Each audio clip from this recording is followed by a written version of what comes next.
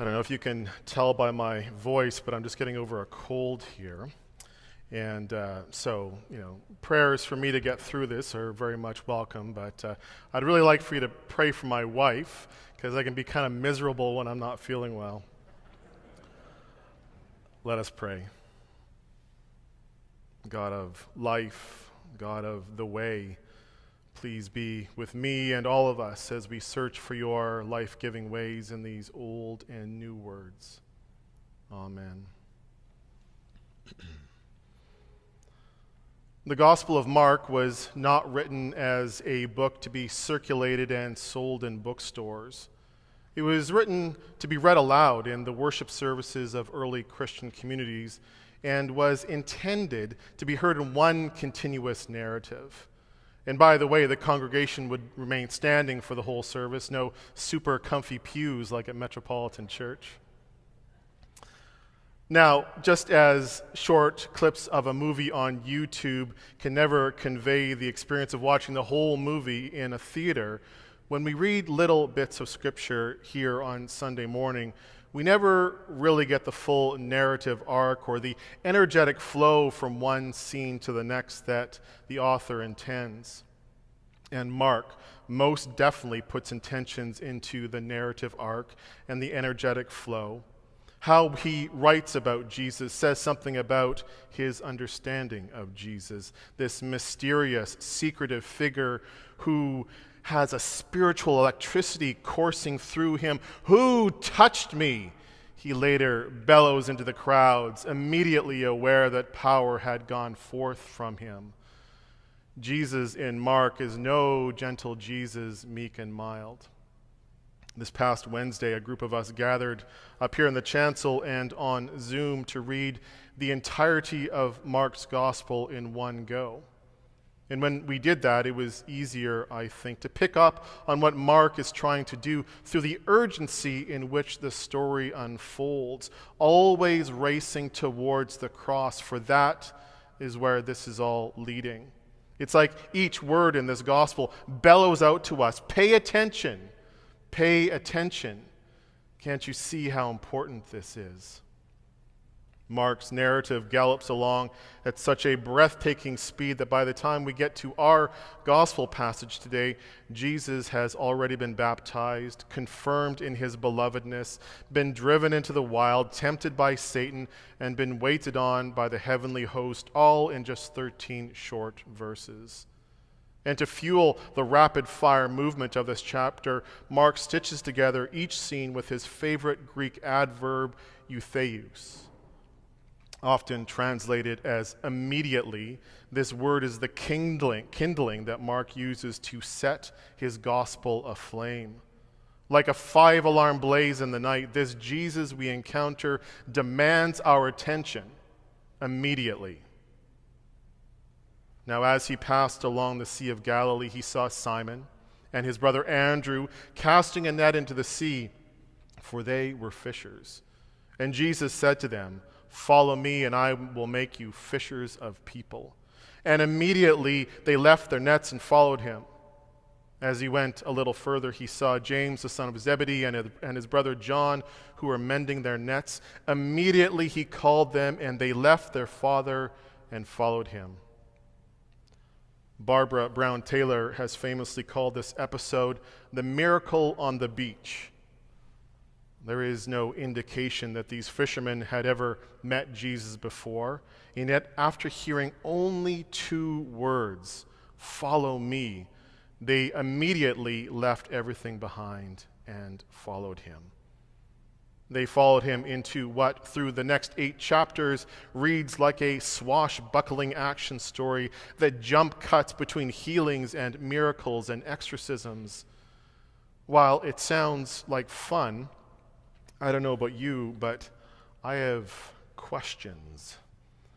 Questions like, what about poor old Zebedee, left to mend the stinking fishing nets by himself? And these men likely had families, so what about them? What about the children's Jesus? And what about these guys' work commitments? Rent doesn't pay itself, And what about the other things, like coaching soccer on Tuesday nights and Friday pints with the boys? And what about that summer class they really wanted to take, or that garden they just planted? And what about the commandment to honor your father and mother? Who's going to take them to their medical appointments and to Rimbala in the church basement? I wonder if these men really knew what they were saying yes to. Had they weighed all the options? Had they done a SWOT analysis? Had they consulted a life coach? The German theologian Dietrich Bonhoeffer emphasizes the starkness of Jesus' call. To Bonhoeffer, the most striking thing about it is that it is a call completely void of all content. There's no program here, no plan, no persuasive set of promises in a PowerPoint presentation, just 2 words: follow me. And immediately they did. To be honest, reading about the decisiveness of the disciples kind of makes me feel bad about myself, because I hesitate all the time. I hedge my bets. I compromise because I hate conflict. I loathe letting people down. I'm constantly juggling the various aspects of my life: work, family, financial obligations. It is a relentless internal bare-knuckle boxing match for my energy and time and money. Things are rarely definitive, always messy. Everything feels urgent, and frankly, it's exhausting. Sometimes life feels exhausting, and I doubt I'm the only one here that feels that way. According to Ipsos research last year, 60% of survey respondents across 34 countries reported they had felt stressed to the point where they felt like they could not cope or deal with things at least once in the past year. Women, people under 35, and those with lower incomes suffered worse. I read a story this morning of a CEO who, in an internal memo, while laying off 25% of the workforce in his company, said the remaining workers were just going to have to work harder. Things are not working well for many people. And when people are stressed out, overworked, overcommitted, all too often our commitment to our spiritual health and spiritual community are the first things to drop off the priority list. It's like that optional coverage they try to sell you at Best Buy. When things are tight, it's a hard pass. But I think, and it was reinforced when we read through the Gospel of Mark on Wednesday, that it is this kind of soul health, as nice to have, not need to have, thinking that Jesus is trying to break through. It's the same kind of warning that theologian Daniel Migliore makes when he says that when church becomes a voluntary society, it means that life bound together in companionship and community is quite secondary and entirely optional. The Jesus that we encounter in Mark is not interested in our occasional curiosity or our arm's length respect.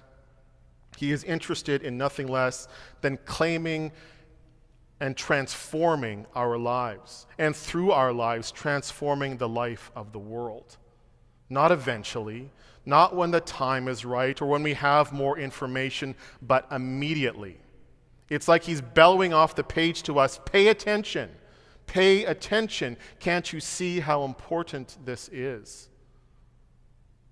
The very first words Jesus utters in Mark's gospel are, the time is fulfilled. The kingdom of God has come near. Repent and believe in the good news. The mission of Jesus Christ, as announced here, is one of good news. But what would good news have meant for those first followers?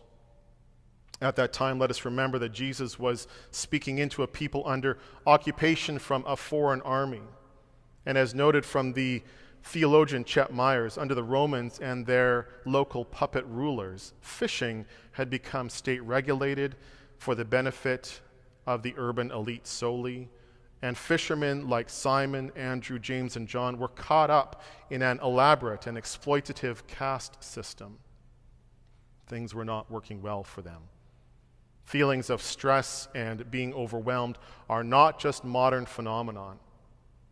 So when Jesus came walking along the Sea of Galilee, it is entirely likely that those fishermen were already looking for something new, already yearning for something different. They were already open, attentive, and receptive to the call of Christ. Open, attentive, receptive to the call of Christ. Show of hands. How many people have gone fishing before? Okay. And how many have gone fly fishing before? Okay. Well, fly fishing is my favorite kind of fishing because it is an all-encompassing experience. It requires all of your senses, absolute focus, and your body and mind and instincts working in complete harmony. There is no beer drinking or napping whilst fly fishing. First off, you're standing in a river, cold water rushing over your feet and legs, and to cast the fly, you have to do this elegant and perfectly timed back and forth with the line, letting out a little bit more each time, more and more. And then with that final flick, with laser beam accuracy, you have to place it exactly where you want it, under a log or under the bank on the other side of the river, or by a rock, wherever the fish like to feed and hide. And then as you're stripping in the line, you are watching. There's nothing else exists beyond that little fly bobbing in the water. Absolute focus, 100% attention, because a dramatic strike and a huge splash is mostly a fiction of Brad Pitt movies. Oftentimes, all you get is a little blip in the water, and then immediately you have to set the hook before the fish realize it is not actually a mayfly they have sucked into their mouth. Focus, attention, complete openness to the experience. That is what is required to be a fisher. And likewise, it is the orientation to life needed to be a follower of Jesus Christ. Follow me. It is a call void of all content. There is no program, no plan, no persuasive set of promises for a prosperous or easy life, only a call into companionship, to closeness, to tenderness, to living together in the way offered by Jesus. As the Salt blog notes this week, at the end of the day, being a Christian is about following Jesus, a living, breathing person who died on a cross, but through resurrection love still lives and breathes his spirit into community whenever his followers gather in his name. The word for church in the New Testament literally means the called out ones. The followers of Jesus are not a voluntaristic society for promoting good in their spare time, but those who have been drafted into a new identity. We do not add on the Christian package when we purchase the car. It is the car. It is the road.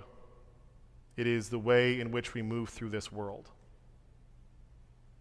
There is a reason why we are here. In our own unique way, we have heard those same two words that were uttered at the lakeshore so long ago.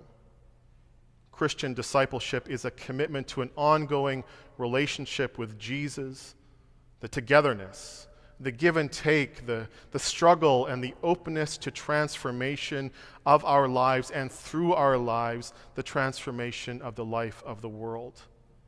Jesus' call to fish for people is not about proselytizing or conversion, and it is about as opposite to the oppressive ways those words have been used by some as you can possibly get. Rather, to fish for people is about openly engaging in the work of God's reign of justice and joy, both in the lives of individual people and in the structures of society, with the express intention of bringing hope and healing into the world. This is the good news of Jesus Christ. When we read Mark's gospel from start to finish, we see that Jesus went not to the powerful, but to ordinary people. He met them where they were and spoke in ways they would understand. To the fishermen, he says, I will make you fishers of people. To the farmers, he says, the kingdom of God is like a mustard seed. To the hemorrhaging woman who touched the hem of his garment, he says, daughter, your faith has made you well. To the stressed out and overwhelmed and all those carrying the heavy burdens of life, he says, take my yoke and learn from me, for I am gentle and humble in heart, and you will find rest for your souls. To be open to the call of Jesus, we must be open to ourselves, our own pain and joy and longings of the heart. We must be attentive to our own lives, for that is where Christ will meet us. We must be attentive to the life of the world, for that is where Christ will send us. We are all here for a reason. We all have something to offer in the manifestation of God's reign on earth as in heaven, for this is what those two words mean. This is the meaning of the miracle. Follow me. Follow me on a journey, Jesus says. Follow me on my journey that leads to a cross on a hill. Follow me so I may show you, so you may bear witness that the forces of violence and oppression and death have no power. Pay attention. Pay attention. Can't you see how important this is?